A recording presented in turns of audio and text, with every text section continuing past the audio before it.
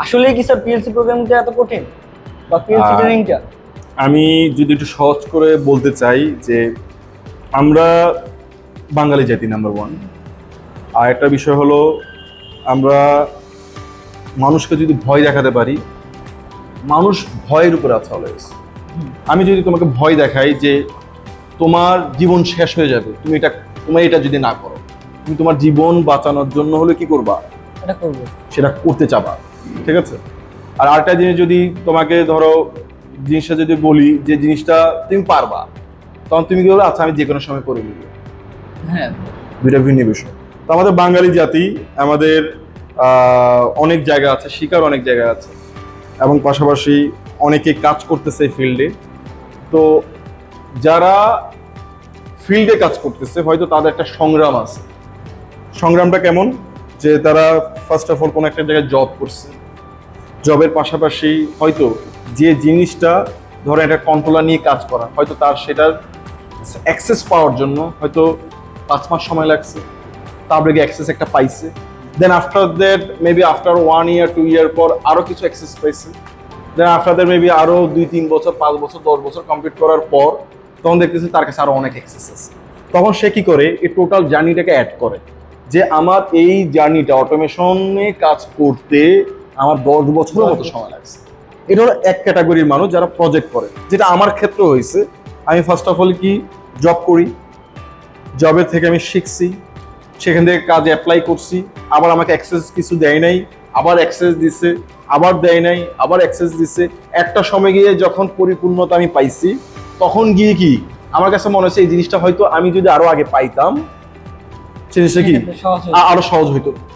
তো আমার অ্যারাউন্ড 9 ইয়ার প্লাস, মানে 10 ইয়ারের কাছাকাছি এক্সপিরিয়েন্স থেকে আমি যেটা বলি যে আমার জায়গা থেকে আমি যে জিনিসটা 10 বছরে জানছি, সেই জিনিসটাকে যদি আমি 10 বছর ডিউরেশন না নিয়ে যদি একটা ছোট্ট একটা প্ল্যাটফর্মের মধ্যে যদি নিয়ে আসতে পারি, তাহলে সেই মানুষটা আমার 10 বছরের এক্সপিরিয়েন্স হয়তো খুবই কম সময়ে পাবে।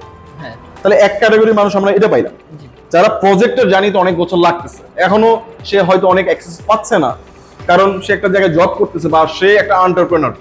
সে যদি কোনো কিছু করতে চায় তার জিনিস কিনতে হবে, কেনার জন্য একটা বাজেট থাকতে হবে। হয়তো সে কোনো একটা ধরে নিলাম সে কাজ করতে চাচ্ছে এখন এআই নিয়ে, অটোমেশনের সাথে প্রেডিক্টেবল মেইনটেনেন্স অ্যাড করবে। কারণ প্রেডিক্টেবল মেইনটেনেন্সের ইনস্ট্রুমেন্টেশন বা ইনস্ট্রুমেন্ট বা তার প্রসেস, তার ডিজাইন বা প্রেডিক্টেবল মেইনটেনেন্স করতে আসলে কোনো ডিভাইস দরকার হয় কি না, নাকি সেটা সফটওয়্যার বেস, নাকি সেটা কোনো প্রোগ্রামিং বেস, সেই জিনিসটা কি এখন ক্যাচ করতে পারতেছে না। বা যদি ক্যাচ করতেও পারে হয়তো তার কাছে রিসোর্স নাই। একটা সময় কি কি হবে, তার কাছে রিসোর্স থাকবে, তখন বলে এই জিনিসটা আমার অনেক কষ্ট করে শিখতে হয়েছে, অনেক ডিউরেশন তার লাগছে। যদি অ্যাক্সেসটা আগে পেতাম, আর যদি অ্যাক্সেসটা আগে পেতাম, এটা হলো সবচেয়ে বড় একটা ইস্যু আমাদের মধ্যে। তাহলে প্রজেক্টে যারা কাজ করে তাদের বিষয়টা এভাবে হয়, একটা সময় গিয়ে সে কি একটা মানুষকে দিতে পারবে যদি তার চিন্তাধারা থাকে যে আরেকটা মানুষকে আমি শিখাবো, আরেকটা মানুষকে আমি জানাবো। যদি তার টেন্ডেন্সি থাকে যে একটা মানুষকে আমি যে কষ্ট করছি সেম কষ্ট সেই কষ্ট করে আসুক, তাহলে সেটা হলো ডিফারেন্ট বিষয়। এটা হলো এক ক্যাটাগরি। দুই ক্যাটাগরি হলো বাংলাদেশের মানুষ বললাম, মানে মানুষ চায় মানুষের সিম্পিতি নিয়ে খেলবে, মানুষের ইমোশন নিয়ে খেলবে, মানুষকে ভয় দেখাবে যে এই জিনিসটা শিখতে অনেক কঠিন, এই জিনিসটা আপনি সহজে শিখতে পারবেন না। শিখতে হলে এই জিনিসটার জন্য এত এত এত এত স্টেপ পার করতে হবে এবং আপনার এত এত জায়গায় টাকা ঢালতে হবে। এবং সেসব পার্সনরা হয়তো তাদের কোনো এক্সপিরিয়েন্স নাই, হয়তো স্টার্ট করছে কোনো শিখানোর জন্য, বা কারো এক্সপিরিয়েন্স থাকলেও হয়তো তার কাছে রিসোর্স নাই। রিসোর্সটা নাই। হ্যাঁ, রিসোর্স থাকলে হয়তো তার কাছেও কি সেম ওই প্রজেক্ট ইঞ্জিনিয়ারের মতো, তার জার্নির মতো, তার কাছে হয়তো রিসোর্স নাই। তার কাছে হয়তো রিসোর্স আছে, তার কাছে হয়তো ডিভাইস নাই। আমি পয়েন্টটাকে বুঝাতে পারতেছি কিনা? তাহলে একটা মানুষকে যখন আমি শিখাবো অবশ্যই ডিভাইস থাকতে হবে। যদি আমার না থাকে আমার হবে না। ডিভাইস আছে, রিসোর্স আছে, বাট কিভাবে শিখাতে হবে তার যদি সেই এক্সপিরিয়েন্স না থাকে, তারও কি ডিউরেশনটা লং হবে। তো বাংলাদেশে অনেক জায়গায় দেখবেন যে তারা মেনশন করে যে এগুলো শিখতে অনেক বছর লাগে। বাট আসলে অটোমেশনের মেইন যে জিনিস সেটা হলো আইও, মানে আই অ্যান্ড ও, মানে ইনপুট অ্যান্ড আউটপুট। আপনি যদি ইনপুট আউটপুট বুঝেন, মানে input output I O list করা যদি বুঝেন, আপনি পৃথিবীর যে কোনো প্রজেক্ট করতে পারবেন। সেই প্রজেক্টটা যদি 100 কিলোমিটার লম্বা প্রজেক্ট হয়, সেই 100 কিলোমিটার লম্বা প্রজেক্ট কিন্তু আইওর উপর বেস করে। অবশ্যই এবং সেই আইওটাকে কিভাবে সাইজিং করবেন সেটা হলো অটোমেশন ডিজাইনের উপর base করে। ডিজাইন মানে অটোমেশন ডিজাইন হলো পুরা প্রজেক্টের একটি মানে পুরা শিখার একটি পার্ট বা পুরো একটা প্রজেক্ট কমপ্লিট করার একটা পার্ট। যদি অটোমেশন ডিজাইন আপনি জানেন, আপনি পৃথিবীর যে কোনো প্রজেক্ট করতে পারবেন। কারণ অটোমেশন ডিজাইনের সর্বপ্রথম যে পার্ট সেটাকে বলা হয় স, কি এস ও ও স। তো স মানে কি? এস মানে সিকোয়েন্স, ও মানে অফ, আর আবার আরেকটা ও মানে কি? অপারেশন, মানে সিকোয়েন্স অফ অপারেশন। আপনি যদি সিকোয়েন্স অফ অপারেশন বুঝেন, যে কোনো কাজ আপনি করতে পারবেন। তো আমরা যখন ট্রেনিং করাই, আমাদের একটা এক্সপিরিয়েন্স আছে, প্রজেক্টের এক্সপিরিয়েন্স আছে, ইভেন ট্রেনিং এর একটা এক্সপিরিয়েন্স আছে in previous, not like that যেটা আমি মেনশন করছি ওইটা না। দেশের বাইরে অনেক ট্রেনিং এক্সপিরিয়েন্স আছে, দেশের বাইরে প্রজেক্টের এক্সপিরিয়েন্স আছে। সো সেখান থেকে যতটুকু জানছি এবং ট্রেনিং থেকে যতটুকু জানছি, প্রজেক্ট থেকে যতটুকু জানছি এবং যতটুকু রিসার্চ করছি, ওইটার উপর বেস করে আমরা অটোমেশন ডিজাইন এটি কোর্স দেওয়া করেছি। যার কারণে আমাদের এখানে যারাই ট্রেনিং করে, যে কোনো প্রজেক্ট তাকে দেওয়া হোক সে করতে পারবে। কোনো মুখস্থ জিনিস এখানে হয় না, যেটা তোমার ক্ষেত্রে তোমার হয়েছে। হ্যাঁ অবশ্যই। যদি আমি তোমাকে বলি তোমরা কি কি প্রজেক্ট করছো, আমাকে দুই একটা এক্সাম্পল দাও। আমরা এখানে আসার পরে অয়েল মিলের প্রজেক্ট করছি, তারপর হচ্ছে বিভিন্ন যে রিয়েল প্রজেক্টের বেলায় যদি বলি সেক্ষেত্রে হচ্ছে লিফটের যে প্রোগ্রামটা ওটা করেছি। তারপরে হচ্ছে আমাদের ওয়াশিং মেশিনের প্রজেক্ট আছে, আমাদের এখানে প্রায় 200 প্লাস যে প্রজেক্ট আছে আমাদের এখান থেকে আমরা করেছি। তার মধ্যে যেমন একটা বড় প্রজেক্টের আমাকে এক্সাম্পল দাও, যে কোনো একটা বড় প্রজেক্ট। এর মধ্যে যদি বলি একটা ছিল যে অয়েল মিলের যে প্রজেক্টটা, এখানে হচ্ছে একটা মেশিনের সাথে আর একটা মেশিন ইন্টারনালি কি কানেক্টেড, ইন্টারকানেক্টেড, সেফটি ইন্টারলক দেওয়া ছিল যে এ না চললে এ চলতে পারবে না।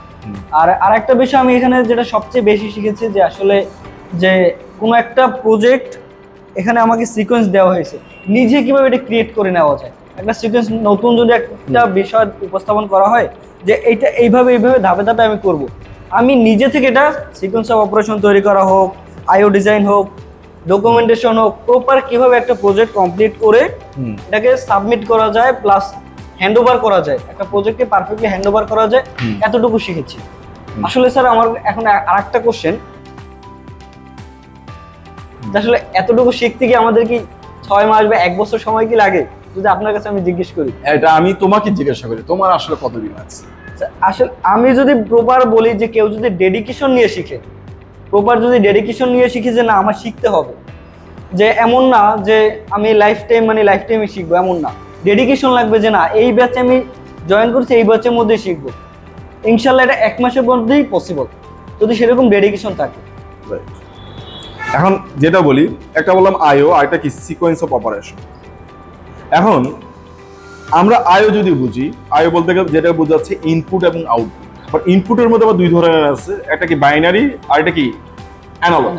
সেম আইওর মধ্যে ও মানে আউটপুটের মধ্যে দুই ধরনের আছে, একটা কি অ্যানালগ আর একটা কি বাইনারি। ঠিক আছে, তো অ্যানালগ বলতে যেটা বোঝাচ্ছে সেটা হলো কি 4 to 20 milliampere, 0 to 10 volt and 0 to 5 volt বা -10 ভোল্ট টু +10 ভোল্ট। এইটাই হলো অটোমেশনের ভিত্তি যদি বলি অ্যানালগের। আর বাইনারি কি 0 এবং 1। যদি এই জিনিসটা যদি বুঝে, সে পৃথিবীর যে কোনো ইনস্ট্রুমেন্টেশন নিয়ে আসে, ম্যানুয়াল পড়া জানলে মানে ম্যানুয়াল কিভাবে পড়তে হয় সেটা যদি জানে, সে যে কোনো অটোমেশন যে কোনো ইনস্ট্রুমেন্টেশন নিয়ে সে কাজ করতে পারবে। তো আমাদের সাইড থেকে যেটা আমরা করছি এবং তোমরা যেটা পাইছো সেটা কি, কিভাবে ম্যানুয়াল পড়া শিখতে হয়, ঠিক আছে, এবং কিভাবে সিকোয়েন্স বানানো শিখতে হয়, কিভাবে সিকোয়েন্সকে ব্রেক ডাউন করতে হয়, এবং আইও লিস্টিং করতে হয়, কন্ট্রোল প্ল্যান ডিজাইন করতে হয়, ফ্লোর ডায়াগ্রাম রেডি করতে হয়, প্রায় 12 থেকে 13টার স্টেপ, যেটা একজন পার্সনকে ফোর্স করে কিভাবে তুমি অটোমেশন ইঞ্জিনিয়ার হবা এবং অটোমেশন ইঞ্জিনিয়ার হওয়ার জন্য তোমার এই কাজ করতে হবে। কারণ আমরা অনেকে বলি অটোমেশন ইঞ্জিনিয়ার জব নাই, অনেকে বলে, আমি বলবো সে হলো সবথেকে বড় মিথ্যাবাদী। অটোমেশন অনেক জব আছে। এখন টাইটেল যদি চান যে অটোমেশন ইঞ্জিনিয়ার, তাহলে বলবো জব কম।